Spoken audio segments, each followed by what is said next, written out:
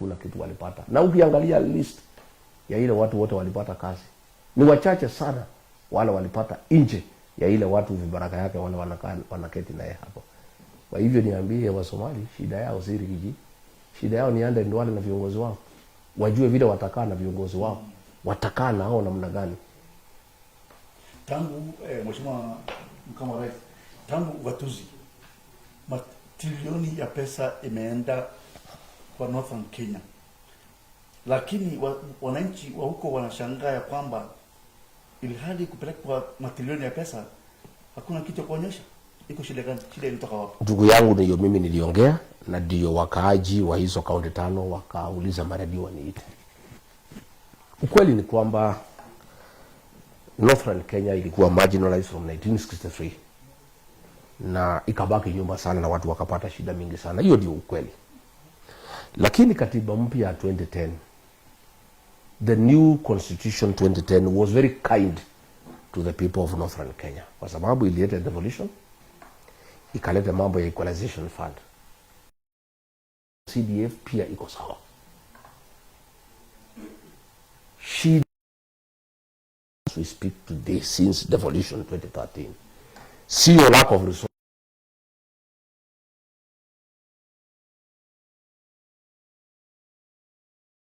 Pesa ya devolution, ya equalization fund, pesa ya CDF katika hizo kaunti 5 wamereceive more than $1 trillion shillings. But when you go to the ground, na ndio niliona governor wa Wajir akimpigia kelele jana kusema amefanya kazi nini, watu wa mchallenge. Ukienda ground, there is nothing. Iko mtu amenitumia mimi message anasema Wajir iko tu shule moja ya watoto wale hawasiki, deaf children, one for the whole county, na haina maji, haina choo. Wajir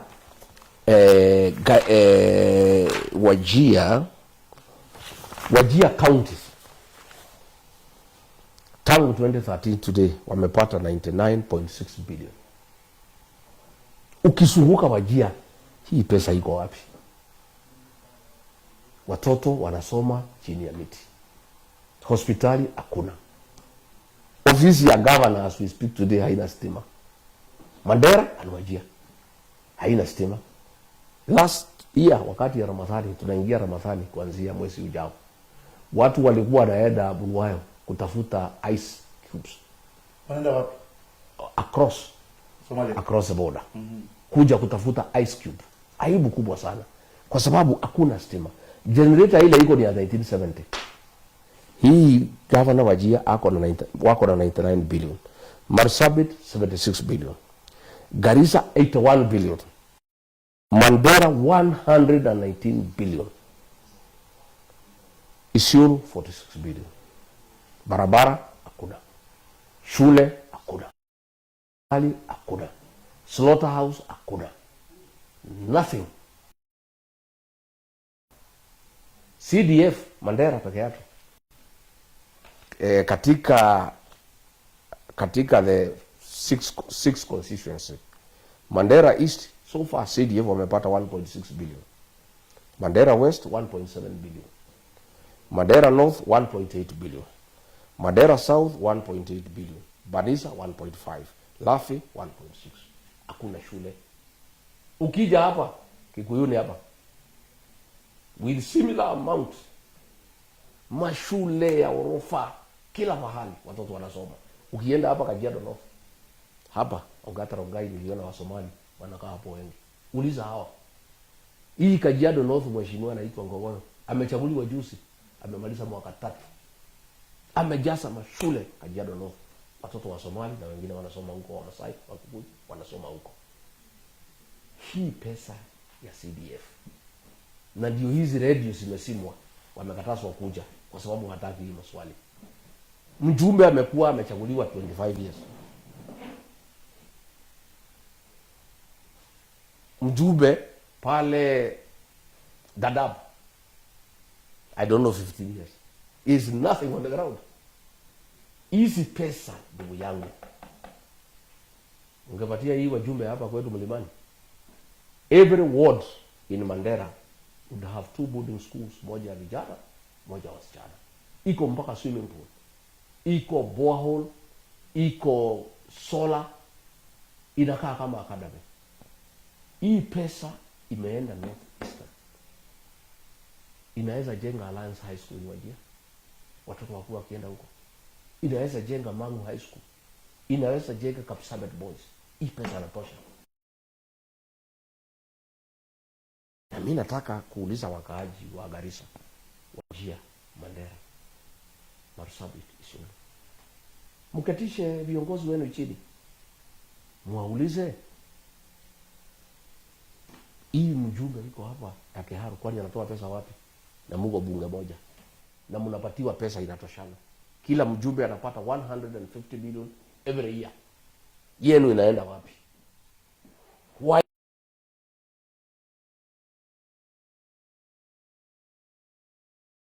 naenda bunge moja? Pesa mnapatiwa inatoshana, yao inaonekana, yenu iko wapi? Show us the schools. Tuoneshe shule ni hii umejenga, tuoneshe hii, tuoneshe hii. Watoto wanasoma chini ya miti. Is a shame. Ni aibu kubwa sana ya kwamba ile pesa imeletwa Northern Kenya. Since 2013 kuna watoto wanasoma chini ya miti. Ni aibu kubwa sana. Kama hiyo wajumbe wangekuwa hapa Kiambu, wangepigwa mpaka kiboko. Wangepigwa mpaka kiboko. I'm telling you. Hapa kama ingekuwa ni hapa, wangepelekwa sokoni, kutolewa nguo na kupigwa, kuchapwa. Ati umepata pesa hii yote na hakuna shule, ati watoto nasoma chini ya miti. Hakuna maji, hakuna choo, hakuna stima, hakuna darasa, hakuna walimu.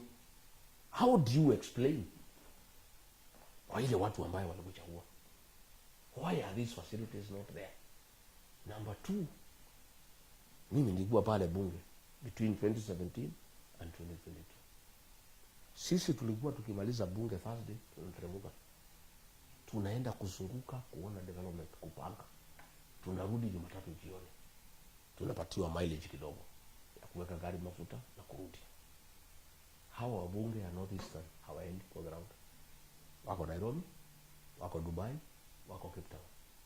Hawaendi. They don't go to the ground. They stay in Nairobi. Juzi nimesema hawaedangi, wanafanyia kazi Nairobi. Wakaita press conference Nairobi kukanusha ya kwamba ati wakai Nairobi. Wanaita press conference Nairobi. Kwa nini hawaendi ground? Pale bunge iko kitu inaitwa mileage claim. Wabunge ya Mandera na Wajir wanapata pesa mingi zaidi kila mwezi, between 1.5 to 2 million ya usafiri. Ningetaka kuuliza watu ya Mandera kama mmeona huko hii pesa wanakula na waende, kwa sababu unalipwa kwenda constituency. Wakati kama huu wako recess, ningetaka kuuliza watu ya Mandera saa hii na Wajir na Garissa kama wameona waheshimiwa huko. Saa hii tu nimesema nitaita hii interview, ndio governor Wajir ametoka Dubai amekuja kunijibu. Wanakaaga Dubai weekend, wanaenda kupumzika. Wengine wako Serena hapo, wako Wajir, wanapumzika. Wakiulizwa watoto wenu kwa nini hawaendi Wajir wasomee na watoto wengine, wanasema huko hakuna usalama na hakuna facilities na hakuna maji. Sasa watoto wa wale watu walichagua nyinyi hawezi kuja Nairobi, hawezi kwenda Mombasa, hawa watafanya nini? So wanaishi huko na hakuna usalama, hakuna facilities, hakuna maji. Mimi nataka kuuliza wapiga kura ya Mandera, Wajir na Garissa, nyinyi ni Wakenya wa aina gani? Sielewi nyinyi mimi. Mtakubali namna gani mchague mtu mwaka 20 hakuna kazi amefanya, hakuje ground, anakaaga Nairobi na mnaendelea kumchagua ati wazee wamesema? Alafu mnaendelea kulalamika mambo ya umaskini, mambo ya watoto kuhangaika. Hakuna pahali Kenya akina mama 50% wakijifungua anajifungua nyumbani. Hakuna pahali Kenya mortality rate ya watoto na wamama kukufa wakijifungua iko juu kama Garissa. Na Duale ndio minister wa health. Yeah? Mimi nauliza wapigaji kura ya Garissa na Wajia na Mandera, na ndio walitaka nisiongee na maredio, kwa sababu hii ni maswali mimi nauliza. Nyinyi mtakubali namna gani kuendelea kuchagua viongozi wako na pesa, wamepewa pesa, haitumiki? Na ukweli ni kwamba, tuseme ukweli, nimeona ilikuwa kwa gazeti, Governor Mandera anajenga 120 flats hapa karibu na Parklands. Alikuwa na kesi na shule, iko shamba ya shule wanapigania na shule. Hizo flats 120, cost of building a flat in Nairobi is about 20 million, ambaye naye inakuja na uso 30 million. That is a cost of 2.4 billion. Huyu governor alikuwa speaker juzi. Hii pesa ametoa wapi? Lazima watu ya Mandera wajiulize kwa nini, what is the relationship between hii mjengo ya 2.4 billion iko Nairobi na kukosa any facility in Mandera. Hawa waheshimiwa, na mimi sina ubaya na hawa, lakini lazima ukweli usemwe. Hii malls yote iko hapa ni yao, mahoteli yote ni yao, maflats ni yao. Lavington wamenunua, South Sea wamenunua. Mimi sisemi wasinunue. Kama wako na pesa, kwa nini hawezi jenga Garissa? Kwa nini hawezi jenga Mandera? Kwa nini hawezi jenga Wajia? Kwa nini hawezi jenga Isiolo? Kwa nini kila kitu inajengwa hapa Nairobi? Kwa nini hata hii pesa kama mnaiba, kama lazima muibe, simpeleke nyumbani? If you have to steal, it's okay. Si muibe, alafu kuliko kujenga Isili, kuliko kujenga South Sea, kuliko kujenga Lavington, mwende mjenge Garissa. Mwende mjenge huko mkija hapa Nairobi kutembea, Monarch Hotel ni hiyo watu waheshimiwa. Amara Gardens waheshimiwa. Ukienda Dubai waheshimiwa. Ukienda, nilikuwa Cape Town, nilikuwa deputy president, naoneshwa flats ya waheshimiwa kutoka Northern Kenya. Nilikuwa Dubai na ndio hii estate yote ni waheshimiwa kutoka Northern Kenya. Sasa hapa Karen wamenunua kila kitu, wanajenga hapa. Hatusisemi hii waheshimiwa wasijenge, hapana, ni haki yao, lakini si wafanye kazi nyumbani. Why are you building malls when there are no schools where you come from? Governor wa Mandera kwao nje, there is no school hapo nje. Mtu amenipigia simu, watu nasoma kwa miti kuliko hii. Hata kama ni pesa yako hii 2.4 unajenga maflats hapa, si usikilie watu ya nyumbani huruma, uchukue 50 million peke yake out of 2.4 hapo nje kwako, uende ujenge kashule kazuri, watoto yenu hapo nyumbani wasomee.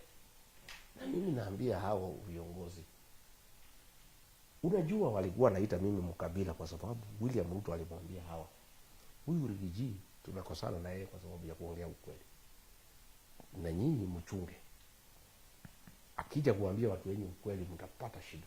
So nyinyi mumbadike jina, ni mkabila, anachukia Wasomali, ndio akiongea asisikizwe. Lakini Wasomali wamejua ukweli, Waborana wamejua ukweli. Rigiji ndio rafiki yao na ni mtu ya kuongea ukweli, na mimi na jamii ya Wasomali na Waborana ni watu ya ukweli. Wacha ukweli sasa usemwe. For how long watu wa Mandera, watu ya Garissa, watu ya Wajia, watu ya Marsabit, watu ya Isiolo wataendelea kuumia na pesa iko ya kufanya kazi? Mimi nilisema juzi, si kusema watoto wa Wajia wasikuje Kiambu, hapana. Nilisema ni makosa watu ya Kiambu wajenge mashule, watu ya Wajia wapatiwe pesa wajenge mashule, wakatae kujenga, wakule hizo pesa, alafu watoto ya Wajia wakuje wasukume ile ya Kiambu. Hiyo nilisema si haki. Sisi Obiletu tungetaka watoto wote wa Kenya wajuane na wapendane. Sisi tungetaka watu ya Mandera wajenge mashule kubwa kama Alliance. Watoto ya Mandera 20 wakuje wasomee hapa Kiambu. Watoto 20 waende wasomee Mandera. Watoto ya Nyeri waende wasomee Wajia. Watoto ya Wajia wakuje Nyeri. Watoto hao wajuane kwa sababu ni wa Kenya. But it is not fair. It is not fair to the rest of the country ya kwamba Viongozi wengine Kenya wajenge mashule, watumie zile pesa serikali imetoa, wajenge mashule. Wale viongozi wa Northern Kenya hizo pesa wakule, waibe, watumie, wakose kujenga chochote, alafu wao watoto wakuje wasukume hao. It is very unfair to those children. Mimi niambie watu wetu wa Wajir and Garissa and Marsabit the truth. Hao viongozi wanakosea nyinyi, kwa sababu kama kuna watoto werevu ni hao kutoka Somali, the Somali children. Hao watoto tukisoma na hawa high school walikuwa wanakuja na marks iko chini, kwa sababu ya ile condition iko huko, hakuna facilities, so wanakuja na marks iko chini. Hao watoto walikuwa wanahangaika tu the first one year wakiwa form 1. Wakifika form 2 wana catch up na kupita sisi. Hapa University of Nairobi watoto kutoka ya Somali ndio walikuwa wanashinda sisi wakiwa number 1 kwa class. Hao watoto ni vile tu wamekosa facilities nzuri wasome. Na mimi naambia hao viongozi, mnasema nyinyi ni Waislamu, mnasoma Qur'an, mbona mnadhulumu watoto wenu? Wale watoto mumezaa, watoto ya dadenu, mnawadhulumu kwa nini? Mbona mnanyima hii watoto nafasi ya kusoma kama watoto wengine wa Kenya? Pesa mumechukua, mko nazo. Mbona hizi pesa mnaenda kujenga maflat, mnaenda kujenga malls kuliko kujengea watoto wenu? Nao watoto ni watoto wenu, na nyinyi mnasema ni Waislamu ati mnafuata Qur'an. Mimi nimejaribu kuuliza Qur'an inasema nini? Inasema haitaki dhuluma. Kwa nini mnadhulumu watoto wenu? Wa wale wazazi wenu wamechagua nyinyi, mnawadhulumu. Mnawanyima haki yao kama watoto wa Kenya. Na pesa mmechukua kwa serikali. Pesa mmechukua ya CDF.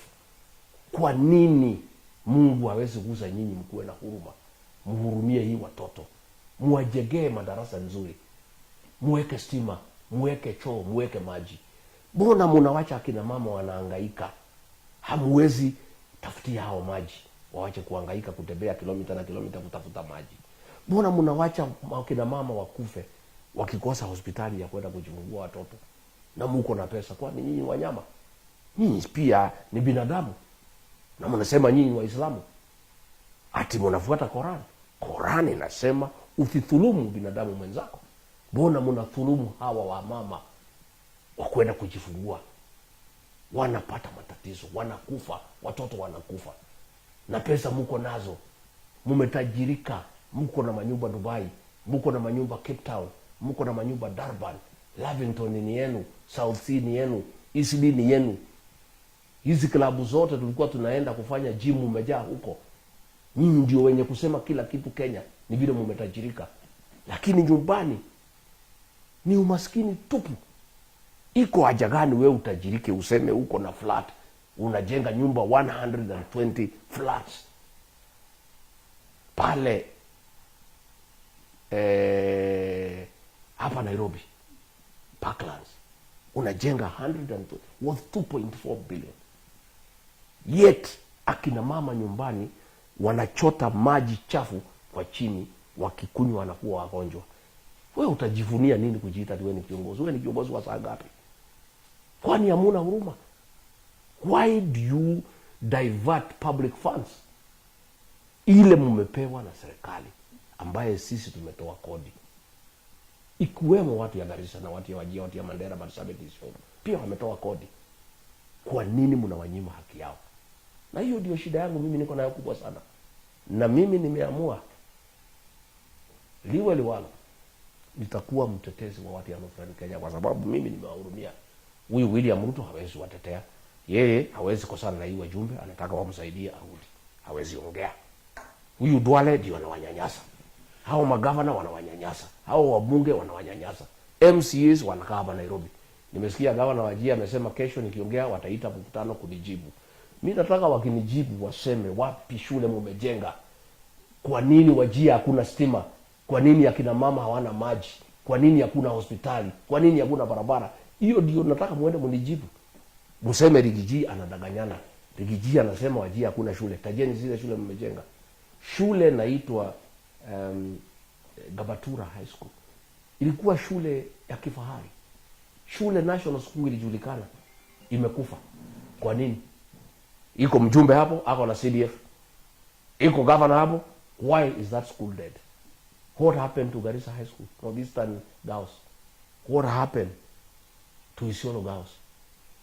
What happened? What happened to Wajir High? These were good schools. Kwa nini hatuweki pesa kwa hizo shule? Tuweke maji ya kutosha, tuweke stima, tuweke mabawa, tuweke laboratory, tuweke library. Hata hiyo watoto tuwawekee swimming pool kwa sababu ya ile hali ya joto, wafurahie kama watoto wengine. Why can't we do that? Sasa kazi yenu Rigiji ni mkabila. Sasa nikuulize ndugu yangu, hii wabunge waliita press conference juzi kunijibu mimi. Nilishangaa sana. Ni mimi wanajibu wakiniita mkabila. Hawakuongea mambo ya njaa na kiangazi ambayo iko katika mashariki, katika kaskazini. As we speak, season 3 they are failed. Pale iko tabu. 2.1 million Kenyans can die. Hawana chakula, hawana maji. Hii wabunge hawaongei, magavana hawaongei, wanaongea tu mambo ya Rigiji ati ni mkabila. Sasa hapo ndio tulikuwa tunataka kuuliza. Watu wa Northern Kenya wameniambia nikuulize, Mheshimiwa Naibu Rais, MPs kutoka Northern Kenya wamekutana wakasema wanataka rais aseme hali ya Northern Kenya saa hii vile iko kiangazi ni national disaster. Mpaka saa hii rais hajasema ni national disaster, amekataa. Kwa nini unafikiri hawezi sikiza hii wajumbe wa Northern Kenya? Rais hana haja na watu ya Northern Kenya. Rais anatafuta kura. Hiyo maneno hapana iko kwa kichwa yake. Rais William Ruto saa hii kichwa yake imeharibika, anatafuta tu kura kwa sababu anaona ataenda nyumbani. Kazi yake ni kusunguka, kupeana uongo na kuhonga watu. Na niseme mimi nilipokuwa deputy president, hiyo mambo ya msaada ya dharura kukiwa na shida ilikuwa chini ya ofisi ya deputy president. Na wale wanakumbuka mwaka 2020 kuwa na kiangazi, niliita mkutano haraka kama deputy president. Nikaita magavana, nikaita MPs, nikaita NGOs, nikaita development partners hao wazungu na kila mtu. Nikaambia rais, hii situation ni national disaster, hiyo usaidizi ukuje. Mimi mwenyewe nilikuja Garissa, nilikuwa Tana. Hakuna siku nikiwa deputy president kulikuwa na njaa na kiangazi 1 month sijaita mkutano. Tangu hii kiangazi ilianza, huyu mtu ya Ruto anaitwa Soprano, hakuna mkutano ameita. Na hao wabunge wenu na magavana hawaongei. Saa hii wameona nimeanza kuongea ndio wanakimbia. Na unajua jambo la kusitikisha sana, na nina huzuni sana, ile chakula iko mchele, iko maharagwe, kuliko ipelekwe Wajir, kuliko ipelekwe Garissa na Marsabit. Huyu mtu anaitwa Soprano ameleta hapo mlimani kuhonga watu unapelekea watu ya Kinango pahali iko viazi kwa shamba imejaa, ati unapelekea hao maharagwe, unapeleka mchele. Hii msaada hii wabunge wangeongea, waulize hii maharagwe na mchele kuliko ipelekwe Northern Kenya pahali inahitajika. William Ruto na Kindiki wanatumia kufanya campaign hapa kwa Wakikuyu. Hii chakula wanachekelewa, hakuna mtu anako na haja na hiyo chakula. Hii watu ya hapa mlimani wamejitosheleza na chakula. Iko chakula ya kutosha. So ile chakula ambayo ingetumika kusaidia watu Wajir, Garissa, Mandera, Marsabit, Isiolo, Tana River, Turkana, chakula hiyo yote Soprano wamechukua, anazunguka nayo hapa akiongea mambo ati sijui fire si fire, sijui bwete, sijui noma, mambo ya ujinga. Kuliko aite mkutano vile nilikuwa nafanya, aite donors wote, development partners, sema kujeni, aite Red Cross, aite NGOs, aite magavanas, aite MPs, aite county commissioner, sema iko shida Northern Kenya. How do we mobilize resources ya kupeleka huko tusaidie watu wetu wasikufe?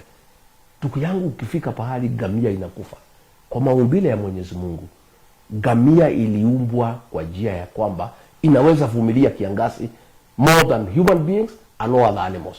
Kama tumefika kiwango gamia inakufa na binadamu na ng'ombe na mbuzi, huyu Kindiki hajaita mkutano ya dharura ya kudiscuss.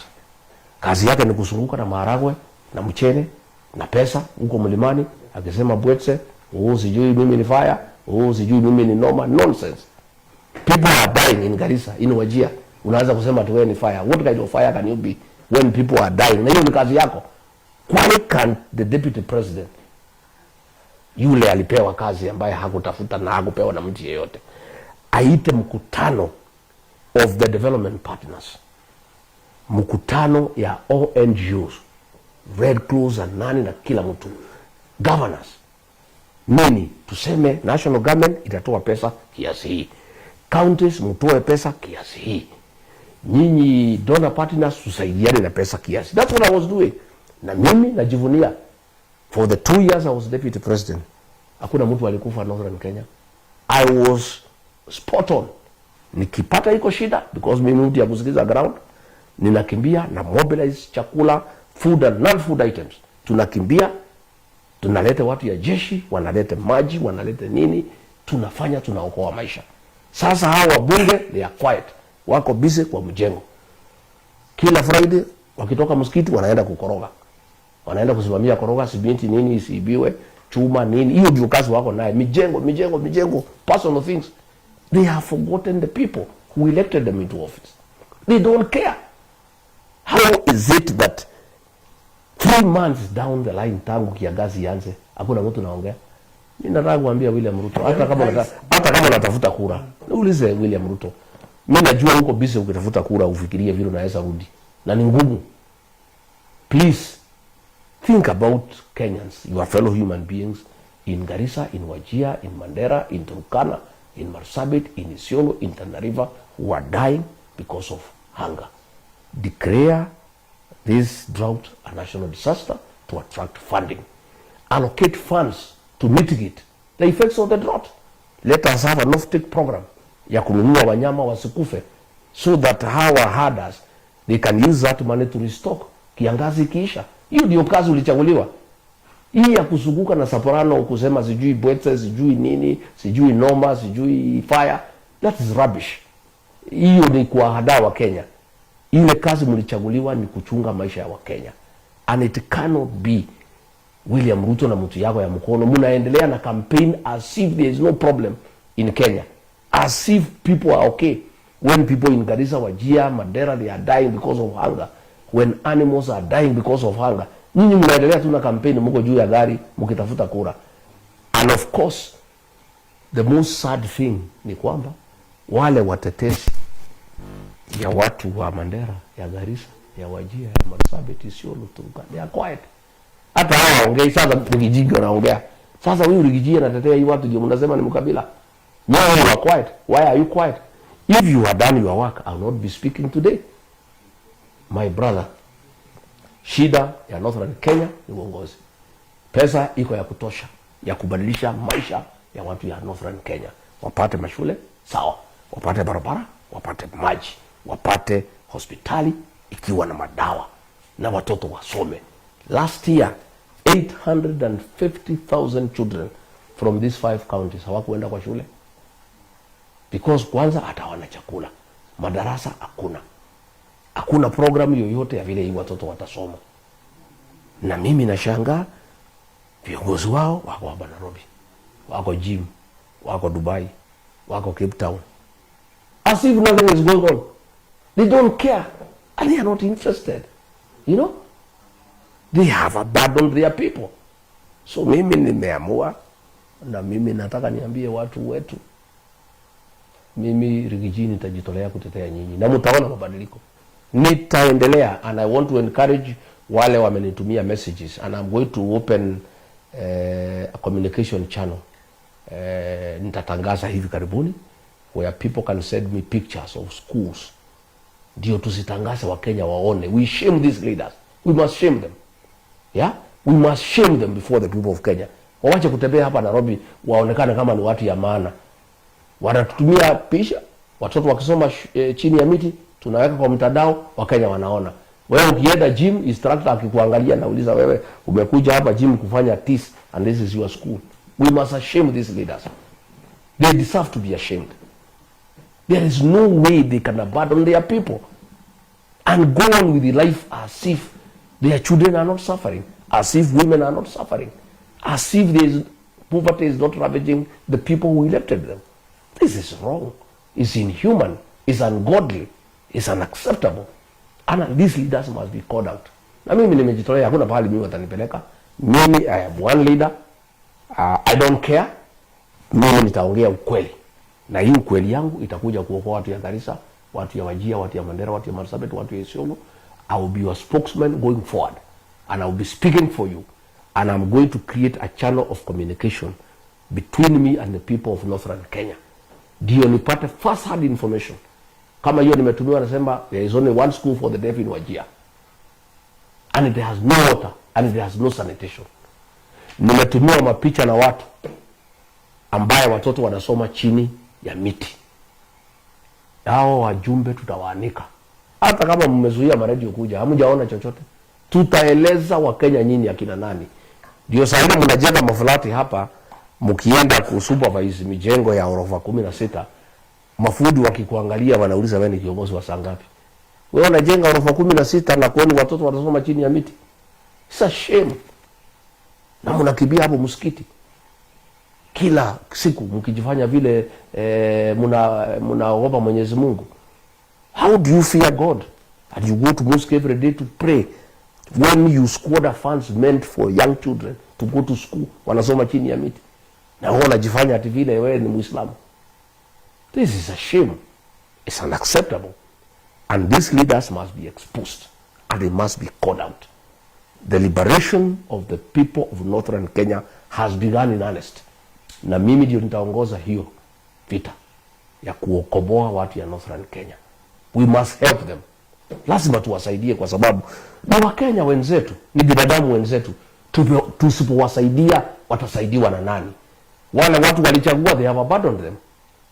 Not just abandoned them, they have turned against them. Because when you take money meant for schools, unaenda kujenga nayo manyumba, that is turning against your people. When you take money meant for hospitals, unaenda kujenga maflats, that is turning against your people. When watu wanakufa na drought, hakuna maji, and you are quiet, that is turning against your people. Somebody must speak for these people, my brother. Mimi nimejitolea, and I will speak for them from today going forward. Every week, nitakuwa nafanya pressure. I must call out these leaders, and I'm going to get all the data, na nitatangaza maybe the day after tomorrow, the platform ya information kunifikia real time, ndio tuanike hii watu before the people of Kenya. I don't think there is any other way ya kusaidia watu ya Northern Kenya. Ni kuanika hii viongozi wajulikane hakuna kazi wanafanya, na wajulikane ya kwamba pesa wamepewa ni kiasi, and there is nothing on the ground. Na mimi I want to challenge them. Instead of calling me a tribalist, go and build schools. Instead of saying that mimi nachukia wa Somali, go and build hospitals. Instead of saying that ati mimi sitaki wafanyabiashara ya wa Somali, go and invest there so that people they can do business. Why are you investing here in Nairobi? Why can't you invest back home? Invest back home. Na mimi I lead by example. Uliona nipelekwa pale Senate nikiwa accused ati watoto wangu wamenunua hoteli Nyeri. Yes, walikopa pesa, wamenunua hoteli nyumbani. As we speak wameandika watu 200 huko nyumbani. Na hiyo hoteli yao wananunua mboga hapo karibu, wananunua carrots, wananunua kitu hapo, inatengeneza economy hapo Nyeri. That is what you do. How do you say you can help the people of Kenya kama uweza idea watu ya nyumbani? Na unajua alikuwa ananiingilia ati mtu unatetea watu yao peke yao. No. Hata wa Somali they have a saying. Kama uwezi jegea mama yako nyumba, utajegea namna gani jirani? Kama wewe mwenyewe unadhulumu watu wako, unaweza penda namna gani watu ya mbali? I must work for my people. And you see, how does this thing work out? If watu ya Northern Kenya wangefanyia watu yao kazi, Wakisii wafanyie watu yao kazi, Wakikuyu wafanyie watu yao kazi, Waluhya wafanyie watu yao kazi, Kenya imesimama. Na lazima mwafanyie kwa sababu ndio mmechaguliwa. Mnataka nani mwingine akuje afanye kazi Wajir? Mnataka nani akuje afanye kazi Mandera? And how do you blame at marginalization? Yes, ilikuweko. But it is over. From 2013, pesa iko ya kutosha. Fanyeni kazi na hiyo pesa. Hata kama haitoshi vile mungependa, museme, okay, ile kidogo tumepata, ile 1 trillion, this is what we have done. But as we speak today, zero. Governor mwenyewe wa Mandera, Wajir, ana stima. How will the rest of people ya Mandera na Wajir watapata stima namna gani kama governor mwenyewe na governor mwenyewe hana stima? Mheshimiwa Rais alienda Mandera last year, Wajir na Garissa. Akaahidi watu ya Wajir na Mandera ya kwamba itakuwa na stima ya kutosha. Mpaka saa hii hatuna alama ya kwamba hiyo mambo ya shida ya stima itaisha. Kwa nini rais haheshimu watu wa Northern Kenya? Unafikiria aje? Wacha nikwambie ndugu yangu. Mimi nilikuwa naibu wa William Ruto na tulikosana na yeye kwa sababu na mtu ya uongo. Kazi yake ni udanganyifu tu. Saa hii anadanganya Wakenya atawapeleka Singapore. Saa ile watoto wako nyumbani. Saa hii nimesikia ati amesema watoto wote waende shule, hata wale hakuna school fees. Hiyo ni uongo. Hakuna mtu ataenda shule. Hakuna mwalimu atakubalia watoto wakuje shule bila malipo, because atatoa wapi pesa ya kuwapatia chakula? How do you allow children to come to school na una pesa ya chakula? Serikali haijatuma pesa ya chakula. Yeah?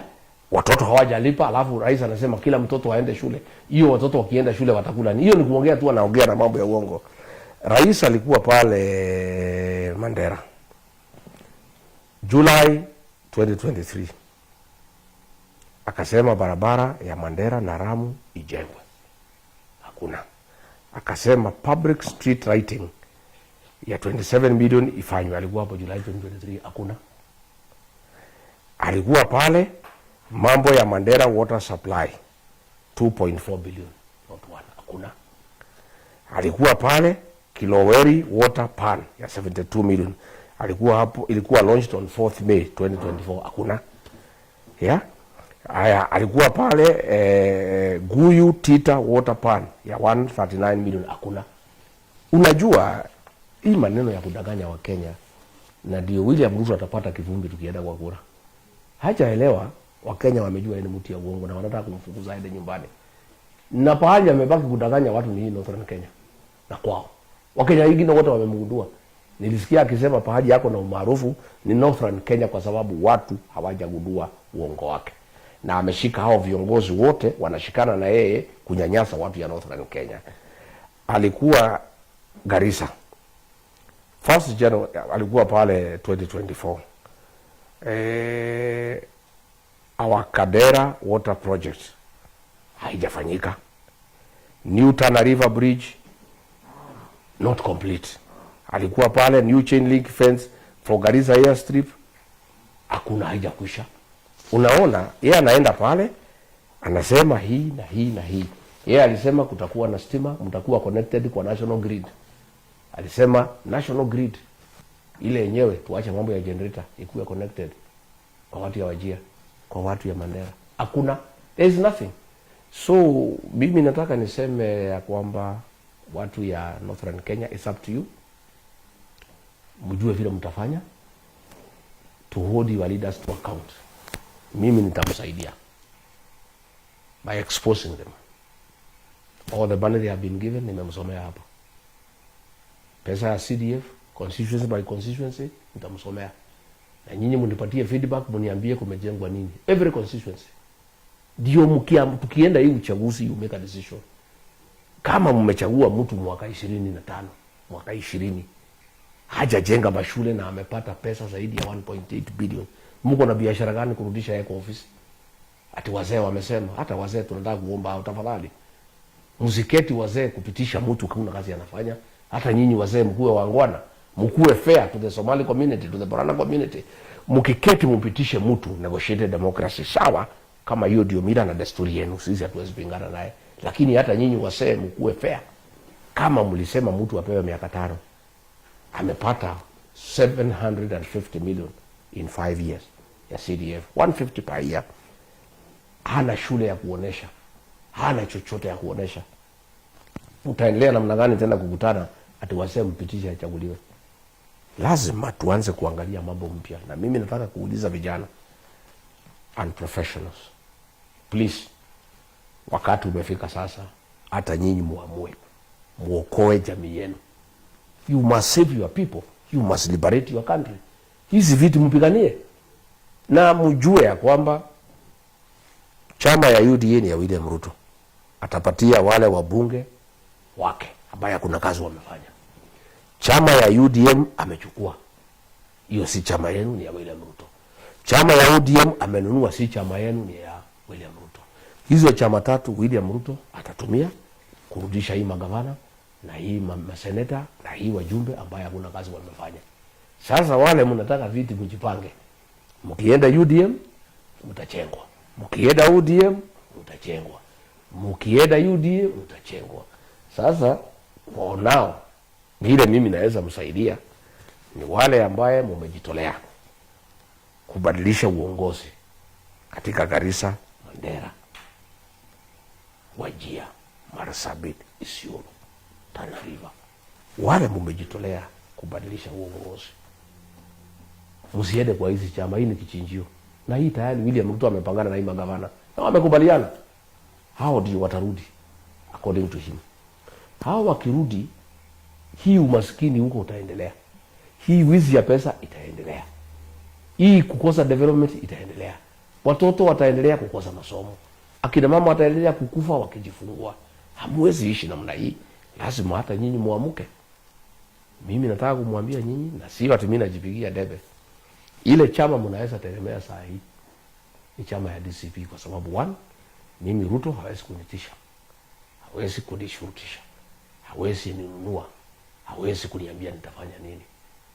Yule kiongozi yote anajua hii timu iko. Kwa sababu hiyo ni watu ya Ruto. Na unataka kutoa mjumbe yako saa hii. Ukienda hiyo barabara ya UDA, ya UDM, ya ODM, hiyo ni kichinjio unaenda. Hiyo ni kichinjio. Hakuna pahali utaenda. Mkuja DCP, tukupatie tikiti. Uende utoe mjumbe uanze kufanyia watu kazi. Na sisi katika chama yetu ya DCP, hakuna mjumbe tutapatia tikiti achaguliwe akose kufanya kazi miaka 5 tumpatie after 5 years. Hatuwezi kubali. Na ndio mimi nataka kuambia watu ya Northern Kenya, mkuja hapa mlimani hapa. Kila mwaka wale wanarudi ni only 15%. 85 wanaenda nyumbani. Kwa sababu hakuna, ukikosa kufanya kazi hapa mlimani Kenya, huwezi chaguliwa tena. Mambo ya uchaguzi hapa ni kazi. Umejenga shule ngapi? Umejenga barabara ngapi? Umefanya nini? Umefanya nini? Sasa nyinyi mnarudisha mtu hakuna kitu wamefanya. Ati wazee wameketi. Wameamua ni huyu. Mnamchagua. Mwaka 5, mwaka 10, mwaka 15, mwaka 20, mwaka 25. Umaskini unaendelea kuzidi. Watoto wanaendelea kuhangaika. Wamama wanaendelea kuhangaika. Iko pesa ya kera. Kila mjumbe anapewa karibu 65 million every year. Mwaka 5 ni over 300 million. Hapo Wajir, Wandera, Garissa, Marsabit, pesa kazi gani ya kera imefanywa na hii wajumbe? Hii pesa yote imekuliwa. Sasa nyinyi ni wakati wenu. Mjiokoe. Mjikomboe nyinyi wenyewe, kwa sababu hakuna mtu mwingine anaweza komboa nyinyi. Nyinyi ndio mnachagua viongozi. Na hii hasara yote mumeenda na hii umaskini iko katika Northern Kenya. Na hii shida zote mko nazo ni uongozi mbaya. Msipoamua mtafute viongozi ambaye wanapenda watu. Viongozi watakubali kuishi na nyinyi. Viongozi watakubali wakitoka bunge hawaendi Dubai, hawaendi Cape Town, hawakai Nairobi, wanakuja mashinani kukaa na nyinyi. Unajua siku nilikuwa US, nikiwa Amerikani mbali, watu wakanitafuta kutoka Mandera. Wakaniambia tumevamiwa na askari ya Jubaland. Hata shule zimefungwa, wanatuhangaisha hapo, wanatuua. Na viongozi wetu wamenyamaza. Nikaongea. Governor, kila mtu aliita press conference, labda wakasema ni uongo, hakuna kitu kama hiyo. Kwa sababu hawajui, hawaendi nyumbani, wanakaa Nairobi. Sasa kama mimi nimejua nikiwa Amerika ya kwamba iko askari ya Jubaland ikiwa Amerika, na hao hata wakiwa Nairobi si wangejua, hata kama wataki kwenda Mandera. Hao viongozi wamesahau watu yao. Hawana haja na watu yao. Hawaongeangi na watu yao. Siku nimetetea hiyo askari ya Jubaland, si wameondoka? Watu wanakaa na amani. Na hivyo ndivyo mnastahili, sio Rijia kuwa akiongea, governor wenu wakuwa akiongea. Na senator huyu anaitwa Ali Roba, yeye ndiye alikuwa ananitukana, anasema ati hakuna askari ya Jubaland. Na wako. Na wananchi wanawaona na wananiambia wako. Wabunge hawaongei. Lazima watu wetu wa pale Northern Kenya mujikomboe. Lazima mujisaidie nyinyi wenyewe.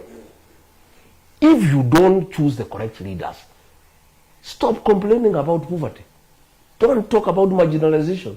We have enough resources. What we lack is accountability. What is there is theft of public resources. What is there ni kudharau wapiga kura na kuwadhulumu. Because when you divert funds meant for children, hiyo ni dhuluma. So mimi sina solution. Mimi nitamsaidia. I'll give you the ammunition by giving you information. Because mimi siogopi, wengine wote wanaogopa. Hakuna mtu mwingine ataongea. Most leaders watapewa pesa wanyamase. Na hiyo watu wenu wako juu sana kwa kuonga watu. Hata kuna magavana walinitumania, Rigiji wacha tuongee, situketi maneno na isaiti watu wetu wanaanza kutuchukia.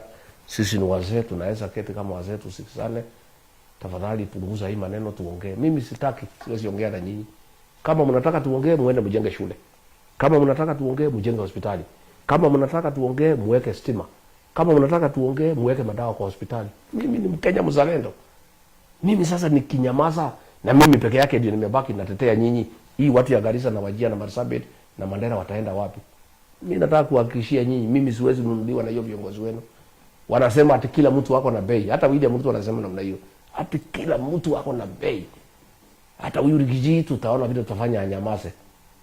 Asisaitu watu ya Mandera na watu ya Wajir, anaanza kuambia mambo mingi wachukie viongozi yao. Mimi sitaki mchukie viongozi wenu. Mimi nataka mjue ukweli. Mjue vile mtafanya na viongozi wenu. Mimi yangu ni mjue ukweli. Na mimi ndio nimebaki katika Jamhuri ya Kenya kiongozi wa kipekee anaongeanga ukweli. Na mimi nilianza ukweli mlimani. Nimekomboa watu yangu wamekataa mambo ya Ruto na hao viongozi ambao hakuna kazi wanafanya. Sasa nataka tukomboe Northern Kenya. Tuambie nyinyi ukweli. Hakuna kazi Ruto amefanya huko na hakuna kazi atafanya. William Ruto ako busy kutafuta kura. Na hakuna kazi atafanya. Na hii magavana yenu wote wamefunguliwa makesi na William Ruto pale kwa EACC kwa sababu wamefanya madhambi mingi sana. Sasa hawa hawezi ongea. Akijaribu kuongea kidogo faili inatolewa. Kwa hivyo hakuna usaidizi mtapata kwa William Ruto. Hakuna usaidizi mtapata kwa magavana yenu, kwa maseneta yenu, kwa wajumbe wenu. Mimi nataka kualika nyinyi mjiunge na Wakenya wengine tumuondoe William Ruto. Itakuwa makosa kubwa sana ati watu ya Northern Kenya ati Ruto ametegemea nyinyi mtamrudisha kazi saa ile watoto 850,000 wako nyumbani bila kwenda kwa shule. Saa ile hakuna hospitali, saa ile hakuna barabara, saa ile hakuna stima. Hata nyinyi mtakuwa ni watu ya aina gani ati mnaenda kurudisha Ruto kwa kazi na kwenu ni tabu tupu iko katika Northern Kenya? Simkuje mshikane na Wakenya wengine tukomboe Kenya. Tutafute serikali mpya, tutafute viongozi wapya. At least mtupatie miaka 5 tuone vile tutabadilisha. Finally mimi nataka na swali wote Northern Kenya wanauliza sana kwa mtandao, tumeangalia wiki hii vile baada ya wewe kuongea. Wanasema marginalization baada ya katiba ya 2010 imesemekana ya kwamba resources inagawiwa kwa bunge. Umewahi ona vile wewe ulikuwa bunge? Umewahi ona waheshimiwa kutoka Northern Kenya ambao wanapinga budget ya Kenya, wanasema hii budget inadhulumu watu Northern Kenya hata siku moja? Hao wabunge hakuna kitu wanaongea juu yake. Mimi sijasikia wakitetea mtu yeyote. Hata nilijaribu kuwaita mkutano inaitwa, kuna project inaitwa NEDI. Ilikuwa katika ofisi ya Deputy President. Kwa hizi kazi ya World Bank. Hii barabara ililetwa ya Lapset na ililetwa na World Bank. Hii William Ruto anasema ni anajenga, ni uongo. Ililetwa na Uhuru na Kibaki ya Lapset na mambo ya World Bank. Nilijaribu kuwaita siku moja tuongee mambo ya development hizo. Ndio wale akawaambia wasikuja, hakuna mtu alikuja. Hao watu hawana haja na kazi. Hawana haja na barabara. Hao ni wafanyabiashara. They are busy doing business. Mimi I've never had hiyo miaka 5 nilikuwa hapo bunge. Sijasikia mbunge yote akisema hapa tufanye namna hii, tufanye namna hii. Hata saa ile wakati kama kiangazi. Wangeenda hata pale waandikie speaker waseme ita special sitting we discuss. You know? We want to discuss the station of drought in northern Kenya, waandikia Wetangula waseme tunataka special sitting, we discuss this matter. Hujasikia mtu yote anaongea. Kwa nini? They are not interested. Hao watu walifika, nyinyi mliwasukuma, mliwapatia vitu, wameenda kujitafutia na kujisaidia. Hawana haja na watu ya nyumbani, na ndio hawaendi nyumbani, na hawaelewi mambo ya nyumbani kwa sababu hawaendi huko. Mileage wana claim, they don't go home. Hiyo ni wizi. Force mileage claim, they don't go home. Na mimi ningetaka kuchallenge watu ya Mandera waniambie, when is the last time they saw their member of parliament kwa constituency? When is the last time watu ya Wajia waliona MP? Wakati walikuwa wanatolewa ofisi, walita special sitting. Walita special, mimi nikitolewa walita special sitting. Sasa hii kuna disaster hawezi tisha. Hii watu, mimi nikienda kupeana chakula Garissa, Mandera, ni kuwabebeleza, twendeni tukapeana chakula. Wanasema tafutia si ndege ya kwenda naye. Tunaenda tunakutana pale Embakasi ama Wilson na wabeba na ndege. Mimi nashangaa tukirudi na wakuta ndege kwa nani wamekaa ndani. Mimi nilikuwa nafikiria tunawapatia lift, tupeane chakula, wabaki nyumbani, wasikise shida ya wananchi, waelewe what's going on, wakimaliza warudi. Tunarudi na hawa. The next time ninaenda ndio tunaenda na hawa. Na mimi nataka kuchallenge hawa MPs to share their itinerary with their constituency. Yeah?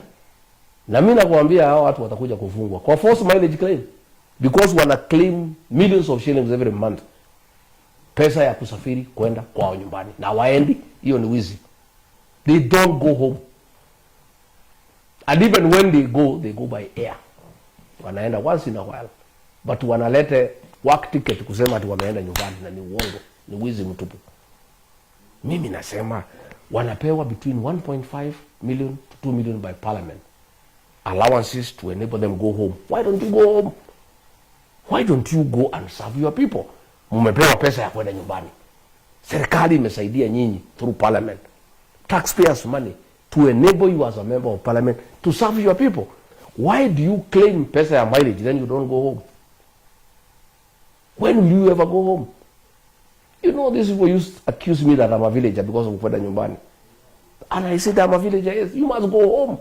Utakosa kwenda nyumbani namna gani? Na hii watu ya nyumbani hapo ndio walizaliwa, hiyo watu ndio walikulea, ndio walikusomesha, ndio walikupatia baraka ukakuwa kiongozi. Utakosa namna gani kuwatembelea na kujua shida zao? Huyu Rigia na shidaka pale mlimani. Utakosa kwenda namna gani kwa watu wale ambao walikupatia baraka ukakuwa kiongozi? Lazima uende ujue wamekaa vipi. And if every leader ameenda kwao, nobody will be complaining ya kwamba Rigia anaenda kwao zaidi kuliko kwingine. Because kila mtu anaenda kwao, then tunakutana, we exchange notes, then siku unanihitaji tunakuja.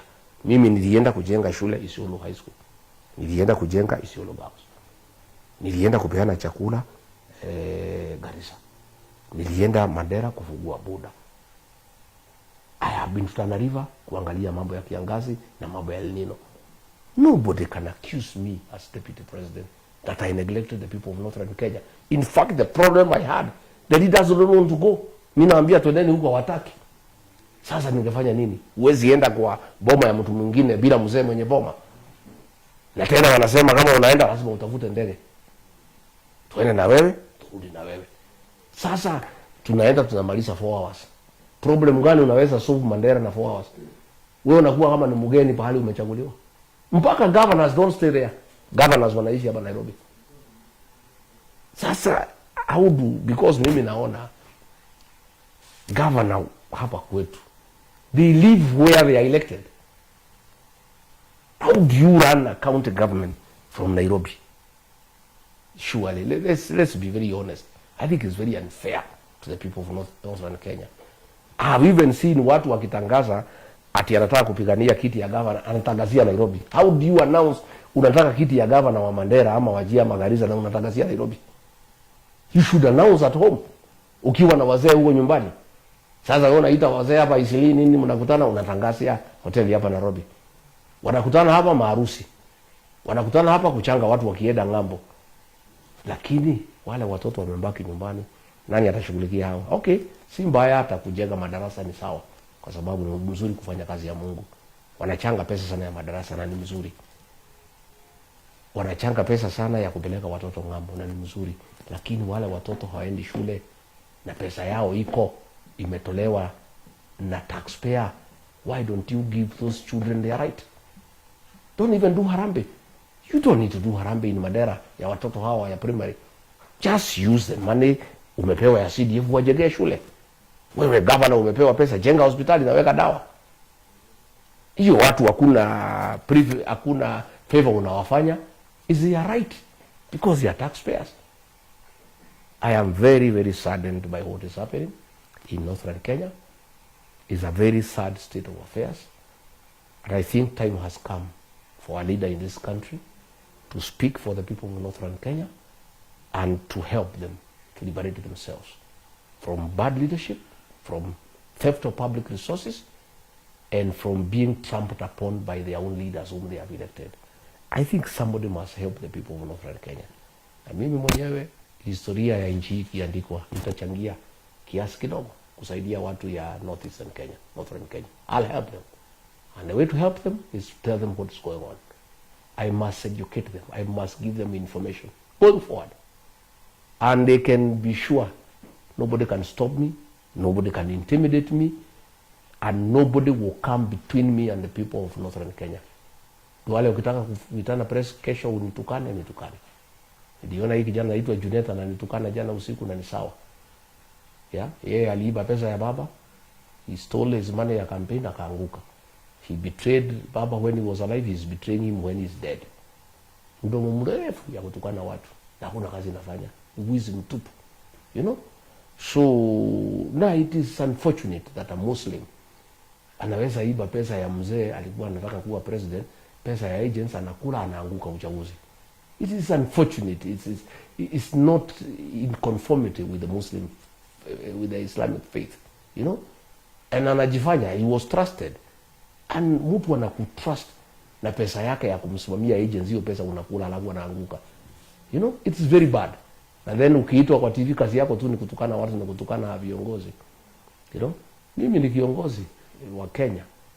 Na hata ukinitukana ujue huyu William Ruto mnatembea na yeye, mimi ndio nimsaidia akakuwa rais. Without ile kura nilimtafutia hangekuwa rais wa Kenya. Na hiyo kura nitaitafuta kumtoa. And there is nothing you'll do. So wewe enda tu kutukana sisi, ututukane sisi ni sawa. Lakini sisi tutasimama na ukweli, tutasimama na haki. And the time has come.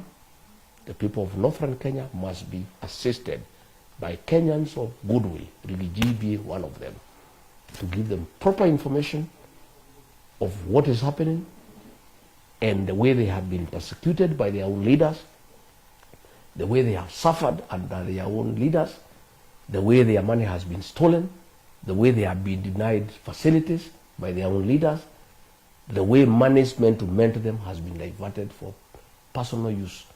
The people of Northern Kenya are entitled to that truth. And as a Kenyan, as a patriot, it is my duty to be of help to the people of Northern Kenya the way I'll help other Kenyans. Sio hao peke yao. Hata hao wa Kalenjin, I'll be calling their radios. I take them through also how they are suffering and what is happening. Kenyans now must be told, hatuwezi kubali tena Wakenya waendelee kuumia na tunajua what is going on. Itakuwa hata mimi kwa Mungu nitakuwa na makosa. Ati watu ya Northern Kenya waumie, mimi nikijua vile wanaumia na nikosa kuwaambia. Lazima niwaambie. So wacha wanitukane wiki yote kila pahali, waitane kwa msikiti, kwa mikutano wanitukane, lakini ukweli nimesema na ukweli nitaendelea kusema. Na hakuna mtu atanisimamisha kusema ukweli. Na nikikaa hivi karibuni nitatembea Garissa, nitatembea Mandera, nitatembea Wajir, nikaongea na wananchi. Tuonane macho kwa macho. I must tell them what is happening. I must share with them my ideas of what they can do to liberate themselves and make sure that these funds meant for their development, for their welfare, are utilized for that purpose. Lazima tuwasaidie watu ya Northern Kenya. Na hiyo tutafanya. Na hatuogopi mtu, na hatuwezi tishwa na mtu yeyote. That one we shall do, na tutaendelea kufanya. Asante sana Mheshimiwa. Tukimalizia, kuna message kutoka vijana wa Northern Kenya waliniandikia message leo, wameniuliza ya kwamba hawa wanataka kuja na application ambaye inaitwa Mheshimiwa Traka. Yani hiyo application yao wanaunda saa hii itaangalia kila mheshimiwa kutoka Northern Kenya. Yes. Ameenda siku ngapi Northern Kenya? Yes. Amekaa siku ngapi? Yes. Na ametumia pesa yake vipi? Vijana wameniuliza, je, Rigiji ambaye anatetea wote Northern Kenya wote sana, watasaidiana na yeye akawa vijana ama yuko vipi? Nitasaidiana na vijana, and I want to thank them. That is patriotism. The young people of Northern Kenya must now fight for their parents and their own future, because the people have been abandoned by the leaders they elected. The people are on their own. They are suffering. They are getting poorer every day. The young people, just like the Gen Zs did, must step up. And I support them. Waanze hiyo kazi, wafanye good record ya kila mjumbe tangu achaguliwa amefanya kazi gani, amekuja siku gani. They must go a step further. I want to challenge the people of Northern Kenya, and we will support them. The people of Northern Kenya must file a petition before the High Court to compel the Auditor General to carry out a special audit on all funds that have been given to the county since 2013, that have been given to CDF, an equalization fund, almost $1 trillion shillings. The Auditor General must carry out that audit. And you know, hapo mbeleni, auditors wamekuwa na shida sana hata ku-audit projects in Northern Kenya.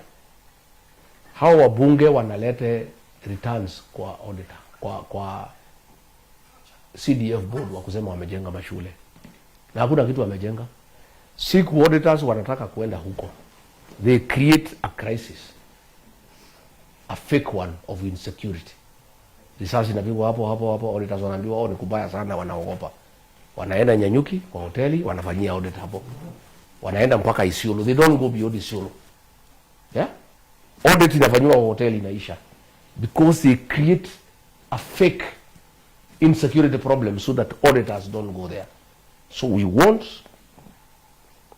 the people of Northern Kenya to file a petition in the High Court of Kenya to compel the Auditor General to carry out a special audit on the utilization of all funds given to the county government since 2013, given to CDF since its inception, and as equalization fund since the new constitution. In the same petition, to compel the Inspector General of Police to provide security to the auditors to be able to carry out that audit. And from there, the people of Northern Kenya will make informed decisions on their next leaders, because that audit italete. Wenyewe waendelea kufanya audit yao on the ground, they must do their own audit on the ground, but we want a special audit so that action can be taken, so that people can be taken to court, so that this money can be recovered, so that all these properties they are building in Nairobi can be seized and forfeited to the state and sold to recover the public funds that have been diverted from helping the people of Northern Kenya into personal use. The time for the people of Northern Kenya to wake up is now. They must be proactive and they must have determination. Na mimi naomba vijana msitishwe kama hao journalists wale wametishwa. Nyinyi vijana mkitishwa muogope, wazazi wenu watakufa umaskini, watakufa kwa kukosa madawa, watoto watakufa akina mama wakijifungua, watoto wenu hawatasoma. So the young generation, it's up to you to save your people, to come in and fight for your community, to come and fight for your people, to demand justice for your people, to fight for their rights, to ensure that your people get their right and they get justice. And they must get development because the funds are there. And these are public funds. The funds are available, but they have been diverted into personal use. So mpira iko kwenu vijana na tutasaidiana. Asante sana mheshimiwa. Swali yangu ya mwisho kabla sijapenda kula post ni ya kwamba kama umeona vile kiangazi iko, hali ya Northern Kenya ni mbaya sana sasa. Umesema Northern Kenya parliamentarians lazima waitishe special sitting ya bunge. Yes. Kama hawataitisha, wewe sasa Rigiji utasaidia wote Northern Kenya na wewe utaandika mimi all I can do, I cannot ask for a special sitting. I'm not a member of parliament. The standing orders don't allow me to do. Me, all I do now is speak for the people of Kenya, because me, I'm not in government, but I'm a leader who is focused and clear in his mind what needs to happen in this country. And I must speak for the people of Northern Kenya. Let them push their members of parliament to ask for a special sitting to discuss the drought situation in Northern Kenya and demand that the president declare the drought a national disaster to attract funding and support from our development partners and NGOs and other people who like to help. That they must do. I have also said they must consider to look for new leadership through a political party that they can trust, because the ones that are there are under William Ruto and are the same leaders who have turned against the people, who have persecuted the people, who have abandoned the people. So there is no way they can get leadership through those vehicles. I am willing to partner with the people of Northern Kenya through the CP as we go along, as we look for good leaders, leaders who are committed to their people, leaders who mean well for their people, leaders who have a heart and who have mercy for poor people, for the downtrodden, for young children, for our mothers. Mimi nataka tutembee safari moja na watu ya Northern Kenya, and I'm available, and the DCP party is available to partner with people of Northern Kenya as we go forward. And thank you, the former Deputy President, Honorable Rigathi Gachagua. My name is Abdihakim Samo, and I'm a journalist from Wajir County. And I have a few questions here, yes. 2 questions. Yes. And do you believe the road that is linking from Nairobi, Wajir to Mandera, and will be completed under the President William Ruto's administration? And my second question is, you previously accused the northern leaders for investing here in Nairobi, and are you looking forward to go to northern region to talk to the people of northern region about this money that is going to other places than their own regions? Thank you. Thank you. Hii barabara si ya William Ruto na ya World Bank, and ile natakikana tu ni kufuatiliwa, and I was trying to do so when I was Deputy President, and that program was frustrated by Duale. I think akina Duale would like the people of Northern Kenya to remain poor so that they can continue, owning them and to treat them like slaves.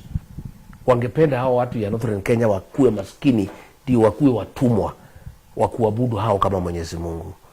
And Duale made it very difficult for me to do this work. I don't know what problem he has with the people of Northern Kenya, lakini from my own analysis, angependa kama hao watu ya Northern Kenya wangebaki maskini, ndio aendelee kuwatumia na kuwakalia na kuwauza kwa William Ruto na viongozi wengine. So hii barabara, hao viongozi wakikubali kuitetea na kuongea mambo yake itakamilika. Lakini wakinyamaza, William Ruto wako very busy kutafuta kura. Hana haja na hii kazi, lakini it is up to them. It's true, mimi nimesema hao viongozi wana invest hapa. Mimi nauliza watu ya Northern Kenya waambie hawa invest nyumbani. I am not against investment. I'm an investor myself. Even as I'm a leader, I am an investor. And there's nothing wrong with investing.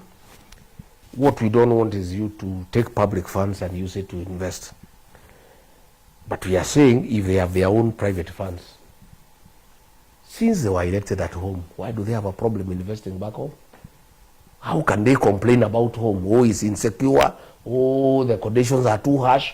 Yet unataka wale watu wanakaa huko in that harsh environment to make you a leader. You should be able. Me, when I went to Wamonyoro, they even call me Wamonyoro because I stay in the village.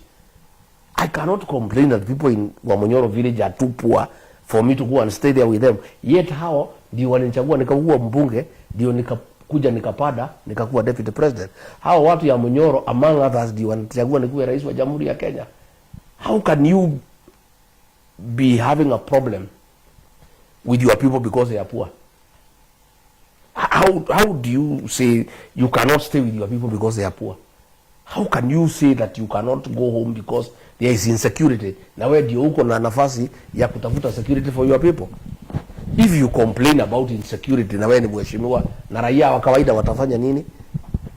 Because if these MPs were going home, the government will secure the place. Ikitafutia hii waheshimiwa vile watapigwa usiku nayo raia watalala. Mimi ningetaka kwenda Northern Kenya. Shida langu tu ni kuuliza kama auditors wanajaribu kwenda huko, hao wabunge wanapaga fujo, wanapiga bunduki ndio auditors waogope.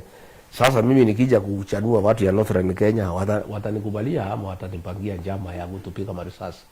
Kama mimi nataka kuongea na journalist wanawatisha wasikuje, na nikijaribu kwenda Garissa na Wajir na Mandera itakuwa namna gani? Uzuri mimi siogopi. Hata hapa kwetu William Ruto kila weekend ananipangia wakora wa kunipiga na mimi naenda tu. Tunapigana nao mpaka tunaongea na watu. So hata hii Garissa nitakuja, Wajir nitakuja, Mandera nitakuja. Ile tutokea itokee. Mimi najua vijana watanilinda. I know the young people will protect me. And me, I'm not a coward. I fear nothing. I'll come to Garissa, I'll come to Wajir, I'll come to Mandera. I'll come in good time and I'll ask our young people to give me security, to give me protection. I hope these leaders will not organize violence against us. They will not do things the way Ruto is doing here in the mountain, organizing goons to intimidate us, getting police to tear gas us. And even if they do, we get more popular. In fact, nikija Garissa wanikatae niongee na watu, ndio watu hata wataniamini zaidi. Hata hii sasa wamekataa maredio kuja hapa, ndio watu wanakuwa na hamu zaidi kujua ninataka niseme nini. They actually publicizing. Unajua ukikataza watu kusikiza kitu, wanauliza ni kwa nini zinakataza kusikiza. Then we must listen. So the people of Northern Kenya will try to find out what I was saying. Because why are they being denied the opportunity to hear from Rigiji?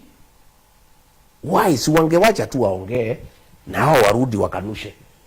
Wangewacha Rigiji aongee, aongeleshe watu na maredio, hao waite na hao waongeleshe watu na maredio. Mbona wanakataa mimi nisungumze na watu? Because the beauty are afraid.